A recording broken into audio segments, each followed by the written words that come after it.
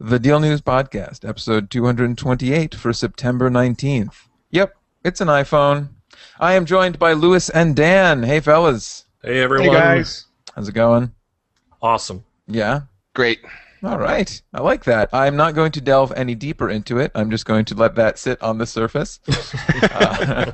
And let the viewers and listeners wonder why you're great. You know, it's like in Jaws. The audience can come up with something way better than you could ever show, you know? That's right. So it's like you say you're awesome and great, the audience is thinking, you know, lotto wins and stuff like that. All right, let's start this off. We have quite a hefty show today, so in order to get through it all, we gotta kind of go, man, go. All right, so we got some feedback that I do want to hit before we get the meat of the matter. Let's see. This is from James C. Sake, James, I have edited your letter and cherry-picked some of the comments in it, so forgive me. But it had to happen. All right. He says, "Hi guys, Kindle advertising. Ad-only devices definitely make me sit back and rethink the purchase. Sure, the ads are innocuous now, and maybe some are cool, but you're always a bad earnings report away from being Lando Calrissian to Amazon's advertising Darth Vader. I am altering the deal. Pray I don't alter it any further. I am spending the $15 more to avoid the proliferation of unblockable ads." He says, "Serials. It's an interesting idea. They're buy once, $1.99, get all the chapters, so you aren't paying $1.99 multiple times to finish out the serial. The main concern that I'm seeing with it, aside from no-name authors, is that some of the stories are in progress. I'm not too keen on getting the ebook variant of Half-Life 2 Episode 3, almost 5 years and still waiting for it to be finished. Thanks for the show, James C." Yeah, that would be a vaporware book is what you might be buying into, but you know, for $1.99, not so bad, not so bad.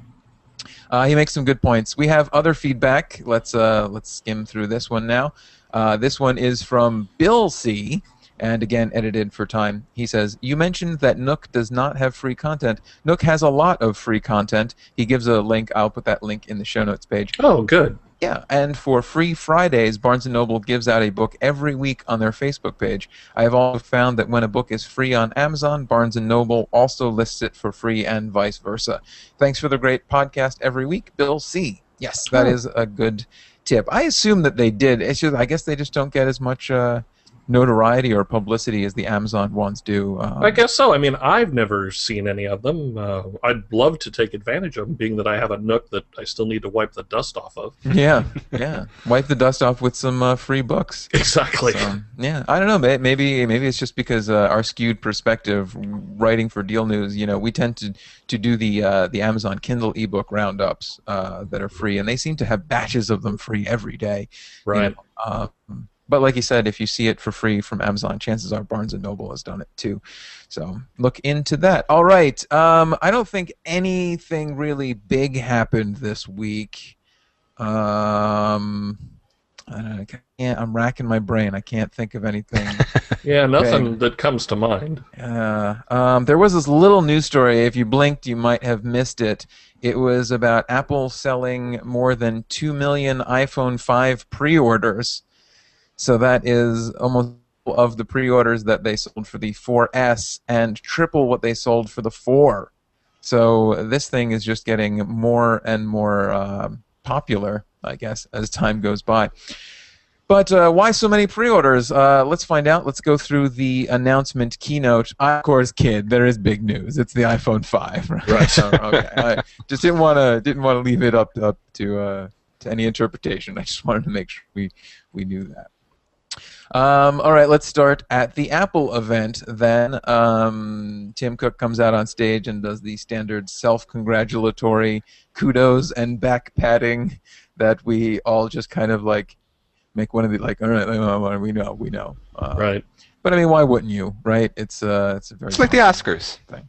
Yeah, you have to blow your own horn. I mean, because even though everyone else does as well, it's nice to do it in front of a million people. Yeah, I guess. I don't know. It's always for me. It's always like a slow warm up. You know, it's like, oh well, who have they outsold this year? What have they outdone this year? What is the newest and biggest thing they've done? I just normally we cover what they say, but I just kind of skimmed over it. anything you guys want to point out that you noticed that they said that was like best of, biggest of, or anything? Nah, I can't think of anything. Yeah, it's like, I mean, it sounds like it's going to be great. Yeah, I think they give a tour of the new Apple yawn, whatever. All right, he did say that a quote is, on average, customers use more than 100 apps. So that's a thing, I guess. But then with a little bit more preamble, we got into the iPhone 5. Yes, the thing that everyone assumed was going to be announced was announced. They kind of tipped their hand when the invitation kind of showed a big 5. Yeah. It wasn't very subtle. Yeah, I think they just, you got to learn to go with it, right? I mean, once all the rumors are pointing at the iPhone 5 coming along and it's essentially a done deal, I mean, Apple should get out ahead of it and be like, yeah, all right, it is the 5. You know? I don't think people are going to be any less excited about it. So the construction is a little different this time. The current 4S has a glass front and back, right? This new one will have a metal back, which is one of those rumors that we heard come true. I'd like to see one with a metal front. How do you as long as it doesn't have a nickel back. Oh, all right. Thank you. So this phone, I'm going to move on from that. So this phone is made entirely of glass and aluminum, like a 90s coffee table.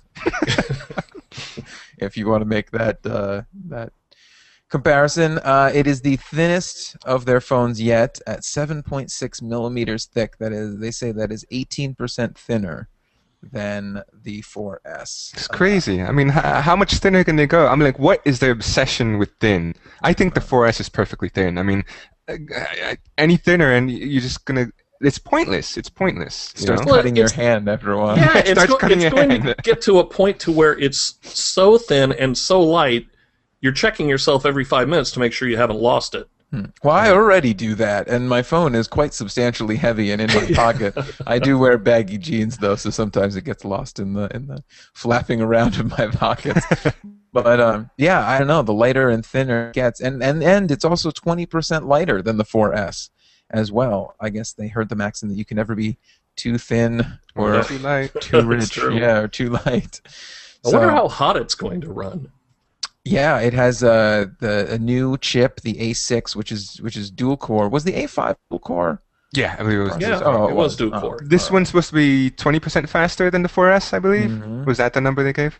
I believe so. Or is it 22% smaller? I forget. No, it's 2 times faster. 2 times faster. That's it. Right. And 2 times faster graphics compared to the A5, but 22% smaller, which I guess means that's how they can make it thinner and lighter if it's 22% smaller. Let's see. The screen is bumped up to. Is it bumped up to 326 ppi Retina display? Was the last one Retina? Yeah, last one was Retina. Okay. The screen. Actually, I believe the resolution on the screen remains. It's just the size that changes. Okay. All right. Yeah, so it's going to be, well, let's say that too. It's also slightly taller to kind of fit in more with a 16:9 aspect ratio, I guess, to watch your movies better on your phone. Did it look a little weird when you saw the pictures of it slightly taller? Because now it can fit 5 rows of icons on the front rather than 4 along the the icons that stay down at the bottom. It looks a little, to me, it looked a little weird. I mean, it looks cool, it looks great, but at the same time, I was a little let down by the actual appearance of it. Do you guys remember when they introduced the iPad Nano with the long screen? How it looked like they took the iPad Nano and stretched it. That's what it looks like they did to the iPhone. Like they just literally took it and stretched it. There's just something that's just not, I don't know, something seems a little bit off, at least to me. All right. Do you think it's something that you're going to get used to, and then in like 2-3 years' time, you're going to look back and be like, "Wow, the iPhone 4S looks stubby and short," or no, is it something? I still look back at that Nano, and I'm like, that Nano looks like they just took it and stretched it. It just something looks off. I don't know what it is, but something just looks off. Yeah. Now, is that going to deter you from buying it? I'm really on the fence, but most likely I won't get it. You won't get it? I won't. Really? Wait, 4 or the 4S? I always have forget. The 4S right now. I have the 4S, but I could upgrade via my parents because I'm on a calling plan with them. So they're due for they're due for an upgrade. My upgrade doesn't come until July. So if I wanted to, I could hand down the 4S to one of my parents, and but it just doesn't. I'm not sold on it. I'm not sold on it. Oh.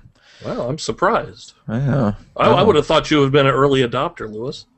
Yeah, I mean, like, it's a great phone, but it's nothing. It doesn't have that wow. For me, it doesn't have that wow factor.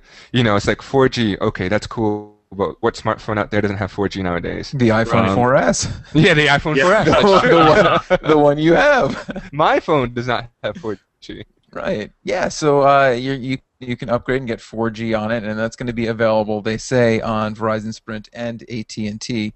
Of course, AT&T's 4G is always a questionable 4G. Yes. Because of the whole, like, we meet minimum requirements. So let's see, what else did they announce for it that I guess you were not impressed about? Oh, I guess it's worth mentioning that with the new screen resolution, all the old apps are actually going to run letterboxed in it. Right. So I'm assuming letterboxed on the sides of it or top and bottom, depending on how you hold it. Which so you don't have to worry about doing anything much to your apps, but they are redesigning all of the Apple apps for it to show more information. They showed off a few. Whatever. Just know that they're working to make their apps better. I mean, duh, they would do that, right? So let's see. There is also wireless ABGN, dual channel, blah blah blah. We did the chips, and then there was a demo from EA Sports. Didn't we guess this was going to happen? I believe you those demos. Yes. Yeah. So this time he played a racing game, and the big wow factor of this racing game was that for the first time ever you could actually see, there was actually a rear view mirror for the first time ever in this racing game. So big selling point. Let's see, the battery life is purportedly better than the life of the 4S. They claim that it will have 8 hours of 3G or LTE talk time or browsing and 10 hours of Wi-Fi browsing. That would be impressive. If they could pull off 8 hours on 4G, that would be very impressive, actually. Yeah. About how much time... You should see what you should do is you should take your 4S and just start talking to someone on the phone and see how long you can talk. Or just browse using 3G until it dies. See how long it lasts. Well, I'd like to see you talk for 8 hours straight, though. Like browsing, we know you could do that. I want to see the other one. So yeah, they say that is better. That is going to be quite a claim. I don't even know. I don't really use my phone for talking much, so I can't really talk about the 4G talk time on it, but 10 hours of Wi-Fi browsing, that is quite to make. That is pretty impressive. Yeah.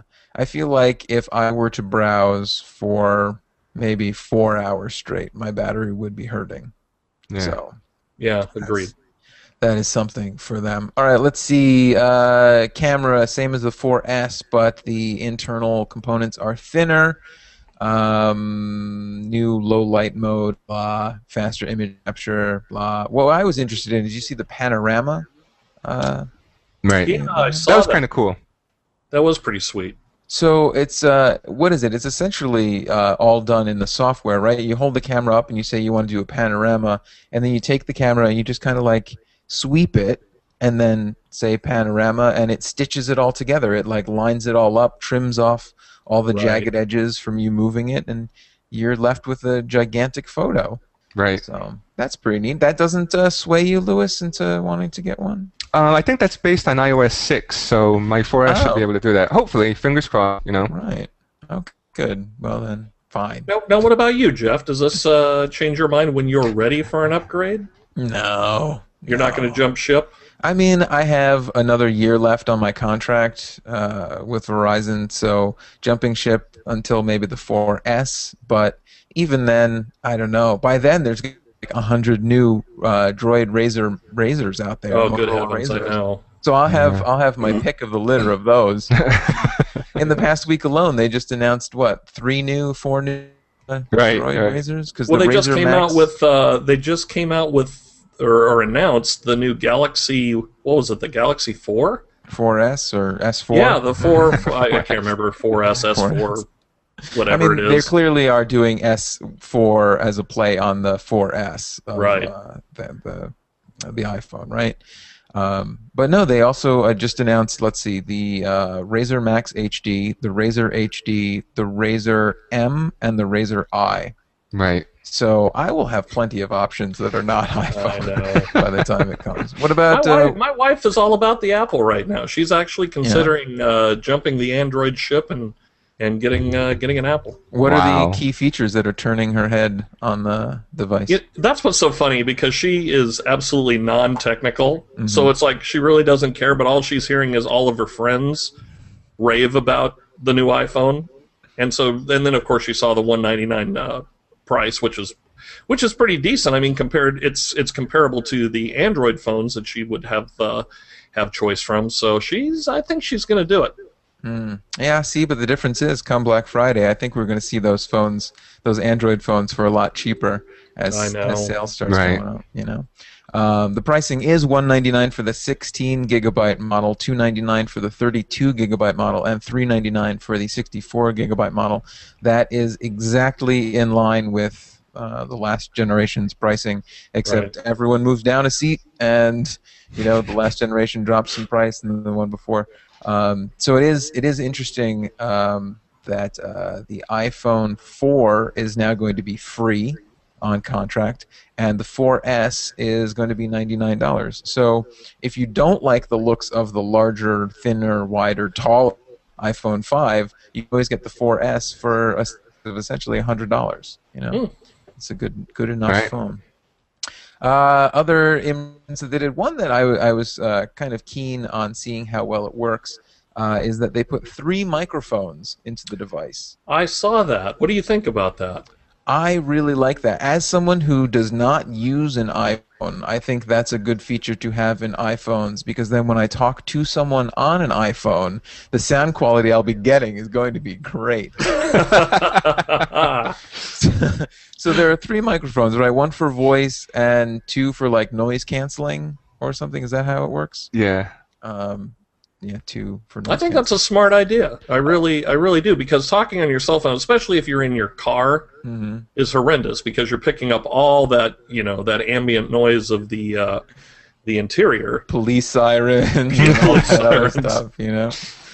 Yeah, I think that's a great. I don't know why other phone manufacturers haven't adopted that. Yeah, I mean, I'm sure they will now. Yeah, that's true. Samsung's like, we need 3 microphones. That's right. Four microphones. Yeah, We're 4 better. We are. Another big change is, of course, the dock connector. This was a big rumor that came true. They're calling it the Lightning because they have a Thunder, Bolt, and now a Lightning, and everyone made Queen jokes at that point in the keynote. What do you guys think about the new dock connector? I mean, I could see why they did it. It's a new form factor. It's thinner. It's taller. I mean, maybe that helped them save space with the actual design of the phone. But it just sucks that from here on, I think the adapters are starting at, what, $29 or $39? Oh, my gosh. That's pretty expensive. I mean, if you're an iPhone owner right now and you've invested in a whole bunch of different accessories for your iPhone that use, that rely on the 30-pin connector, right now all of those accessories are pretty much, I don't want to say they're outdated, but you're going to need adapters from here on. Right. And who knows, it's one thing to just be able to dock your phone into something, and now you're going to have to put the adapter, then dock it. Yeah. It's going to be clunky. It's not what you bought, Yeah, I wonder how well that adapter is going to fit into things that have, say, like a molded built-in dock for, say, your iPhone. Because now, normally the way it is there's a little indent with the dock connector and then like a piece of plastic that sticks up behind it to hold your phone. So I don't know if you saw it, but the dock connector adapter looks like it's substantial. I don't know. I have a ruler here. I could see. It's pretty huge, if I recall. It's like at least about 1.5 inches, 2 inches. Yeah, it looks like it's going to be about 1.5 inches. Yeah. That's going to look pretty clunky on top of a clock radio or a right. or Right. whatever adapter you can Speaker use. dock or anything like that. Yeah, it's And going to be now crazy. instead of having one connection that can go loose between your phone and the speaker dock, now you have two connections Right. that can go loose. You know, Right. because it's not like it's going to have little screws or something to hold it in place, because that's just not how the dock connectors work, right? Now, Although other than they do have here's the my little clicks, right? This is the thing that bothers me about this whole adapter deal, is, I mean, I heard all the rhetoric that they were saying about the new dock or the new adapter, but I'm just sitting there thinking, what's the deal? Why couldn't they have gone with like one of the mini or micro USBs like that everybody and their mom has, and make it standardized? I mean, I know it's Apple, and I know that they like to do things differently or go frustrating. So it's. But is there some technical reason that I missed that would warrant a new adapter shape? Is there some sort of data transfer gain? Is there something? I don't know. I just feel like it seems like it's just another reason to get people to open up their wallets. Yeah, That's good enough reason right there. Yeah, If you're Apple, yeah. that's good enough reason right there. Yeah, I mean, I'm sure they would give you all the same reasons that they gave for introducing the Thunderbolt port, is that it's leaner, thinner, better, faster than what's currently on the market. But I can't help but think back to the first generation of iPods that were all FireWire, and then they hung on to that with like tooth and nail until they were finally like, okay, fine, everyone uses USB, we'll use USB. Right. But I mean, that was at the other end of the connector, and they still never gave up the dock connector. I don't know. They're just not in on that alliance. They don't want their products to be like everyone else's. They can't control you buying a third-party micro USB connector, but they sure can control you buying something that has Apple proprietary hardware on the end of it. Right. Unfortunately. So yeah, all your old accessories are going to need that new dock. Let's see. They did a preview. They then did a preview for iOS 6. It wasn't really anything we haven't seen before, except that you can now sync your Safari tabs between your phone and your desktop, just like Google Chrome can do. You can now mark people in Mail as VIPs, so they get their own separate inbox that are marked as important, just like Google Mail does. Let's see. There's Photo Stream, which lets you share photos, just like Google Plus does. And what else? If you miss a phone call or you don't want to answer it, you can choose to send the caller an SMS or iMessage instead of receiving the call, just like Google Voice does. So that's a lot of it's a lot of copying there. I won't say copy. I said copying, but I won't say copying. But similarities. Let's say similarities. They're very similar things. That's what gets me about the iPhone 5. It feels like it's just playing catch up. Like there's that one thing that's missing, that we have this and only we have this, or we have this and we've perfected this and only we have it. But with the iPhone 5, it was kind of like 4G.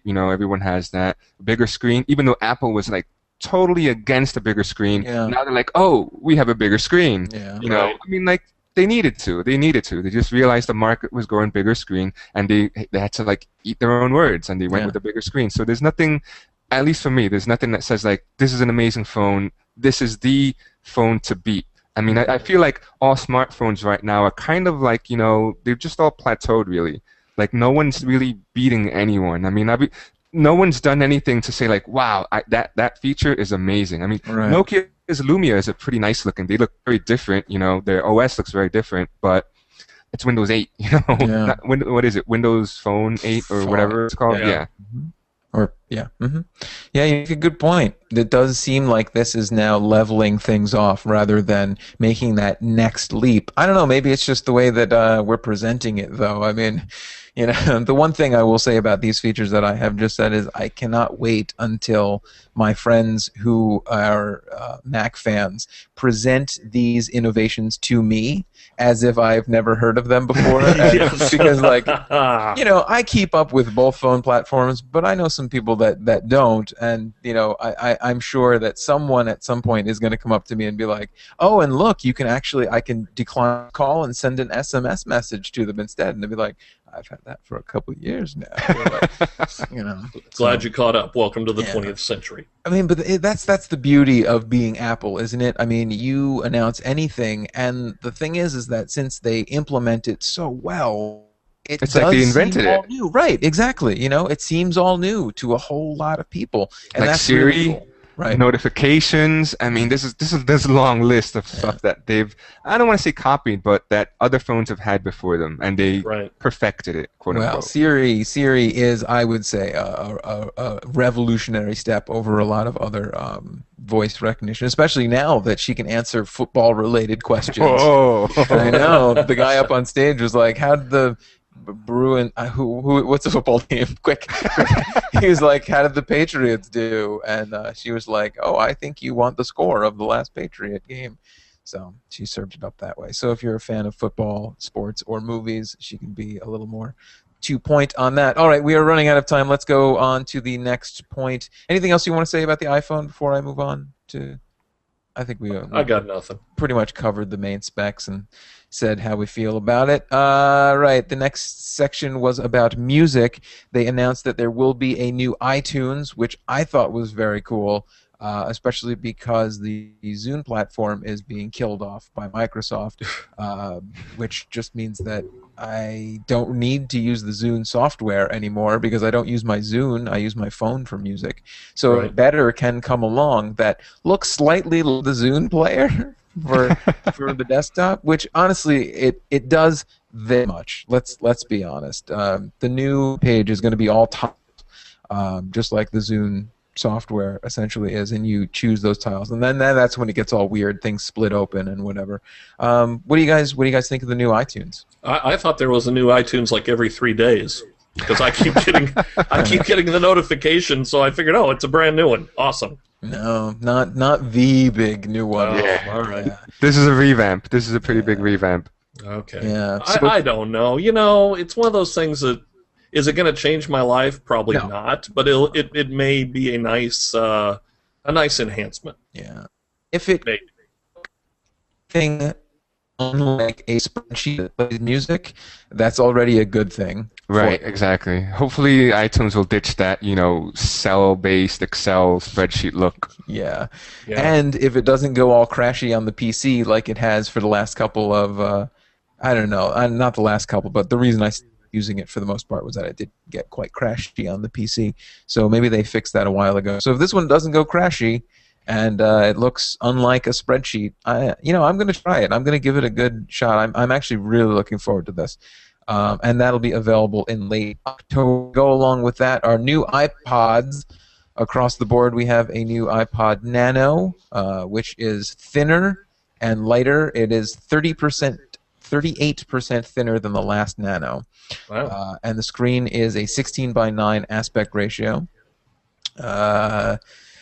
Let's see. Oh, the guy up on stage, let's just point out some major highlights here. The guy up on stage said, "It's really beautiful, and of course that bigger screen is great for experiencing your music even better." I have been experiencing music all wrong with my ears. Apparently we have. For years, you need eyes to experience music. Other big functions, let's see, a FM tuner with DVR-like functionality. Fitness and pedometer is built in, so you don't have to get an added accessory. And it was 16 gigabyte for $49. What do you guys think about that price? At that it went up. Did it go up from the previous Nano? Or was the previous Nano $149? I honestly don't remember. Yeah, I haven't looked at the Nano in so long. I don't know. Can't remember. But I admit it looks nice. I mean, if I didn't already have a Touch or an iPhone, I'd probably get the Nano. It just seems really nice, light, bigger screen. The Nano, the iPad Nano and the iPad Mini, which is now discontinued, of course, that was my favorite line in the iPod family. Really? Because it really was. It was because for me at least, that's what an MP3 player should have looked like. Flash storage, really light, really small, unobtrusive, something you could run with, something you could take to the gym, just something that you barely even know it's with you. And dependable. I mean, it has 30 hours of battery life. Dependable. Yeah. Well, then, how do you feel about the new touches that they've announced? These are thinner and lighter. Have you noticed a theme going on Right. with this stuff? They've moved the screen aspect ratio to the 4-inch screen with a 16.9-inch aspect ratio, more in line with the iPhone. This gets the last generation iPhone chip, the A5 CPU, is now in this one. It has a 5-megapixel camera with that panorama function, so if you don't want an iPhone, this is essentially going to do most of that camera taking ability that it has. It even has this weird button on the back so that you can attach like a wrist strap. So they really are kind of saying... Like a cam, this is your point and shoot. This is your point and shoot. Yeah, very weird to put that button on the back, I would say. Because they are, like you said, they're just saying, like, well, this is your new point and shoot, and it plays music as well. And the funny thing is, like, you're right, they're saying, this is a new point and shoot. Look, it even has that little wrist thing that you never use. And it plays music, and it plays video. And you know how they always say, this is the premier portable gaming platform. So they're really trying to hit every single category there. But I was saying, how long do you think it's going to be until Apple just decides to just ditch the iPod line altogether and just start selling iPhones that you can upgrade at a later date should you decide to want a phone? You know what I'm saying? It's like, because the iPod Touch is basically an iPhone sans the phone part. And I'm just wondering, wouldn't it make more sense for them to sell that and then say, oh, and for an extra $100 or whatever, you can go to your Verizon or AT&T dealer, pay the $100, and upgrade to a full-blown iPhone. That would be awesome if they did that. So, yeah, it's kind of like you have, well, but then they would worry that it would be able to be hacked and unlocked, you know. But I mean, if you're already paying prices comparable to what the iPhone is, like, imagine you went in, you paid $199 for the 16-gigabyte iPod, then you could easily hook it up to a carrier later. This idea. Write up a prospectus and submit it. I'll have that on your desk in the morning. Yes, we can get a Kickstarter together on this. I think it would really work out.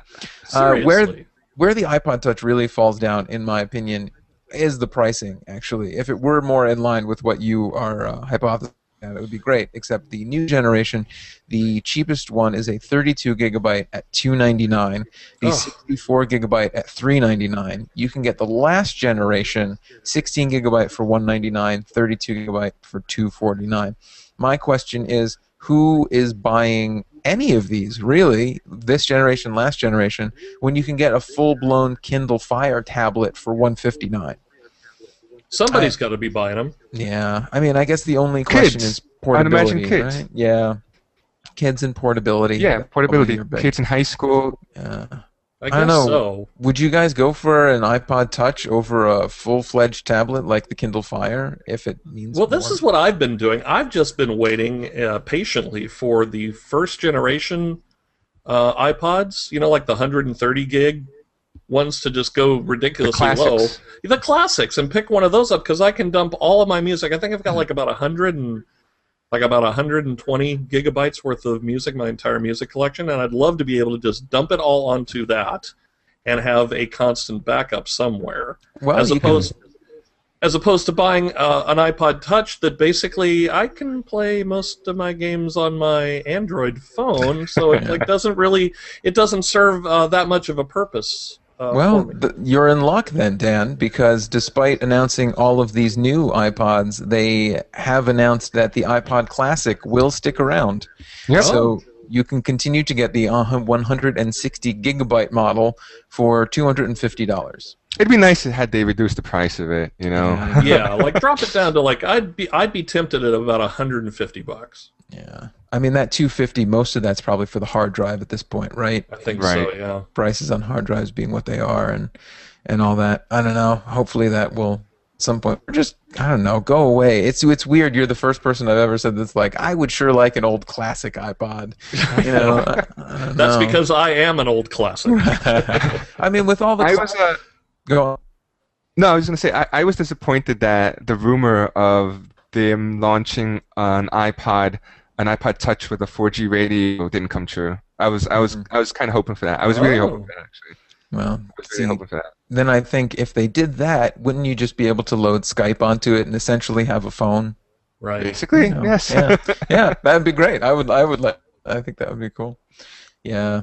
Any other rumors not come true? I can't. Most of the rumors that I heard came We're on true. point. Yeah. Yeah. The only ones that didn't were regarding the iPad, but apparently there's going to be another announcement about that later in October. That's the new rumor. Right. I So, think I'm just going to wait till Christmas for the iPhone 6. yes. Do you think it's gonna do you think they're gonna do that again? Do you think it's gonna be another 6 months before the next one, or do you think it's gonna be? Oh, you know, I think they're gonna who settle can it tell? here. Yeah. Who can tell? I'm sure they'll stick around with this for a while they're in their laboratories whipping up something scary for next year. How can we make it thinner? Yeah. Yes. It must get. I just imagine that their scientists Sweating. It's like sweating. Right. There's a big sign: "Think thin."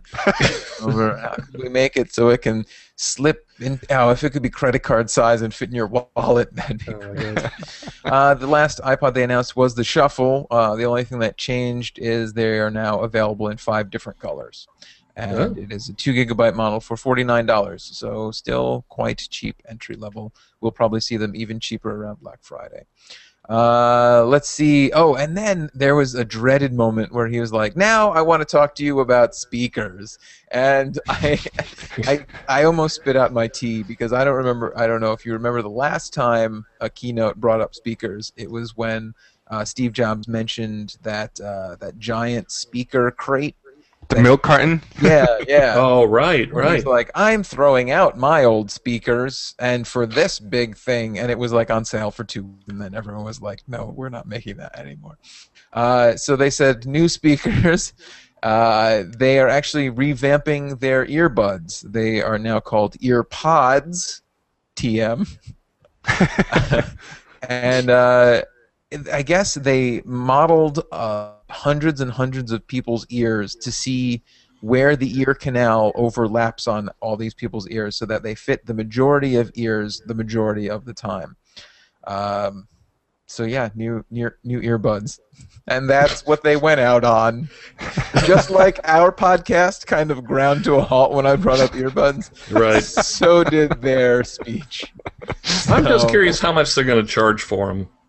Oh, I'm sure $39.99. Yeah, that seems to be their price point. Yeah. To buy them separately, but I don't know why you would buy them separately. Just get them for free with Right.